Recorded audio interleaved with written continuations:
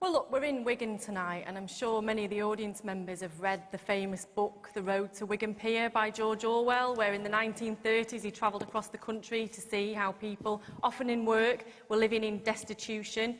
Well, there's a group of people recreating his footsteps, and recently they visited a Staffordshire food bank. And in that food bank, they met a man who walked 7 miles every day to work. He was on a 0-hours contract, often turned away and had to walk all the way back home again. He was 50 years of age, and he'd spent 15 years fighting for Britain in the armed forces. He'd given his life to this country.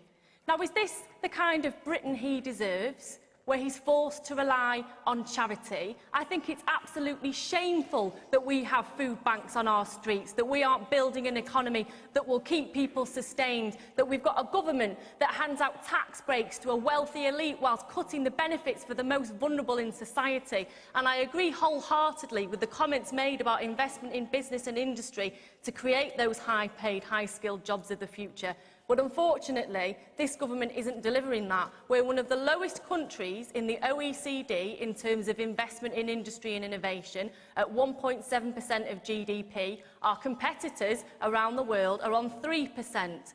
So to deliver the economy that this country deserves and to share the wealth equally around the regions and nations, we need to elect a Labour government so that we can invest in our future.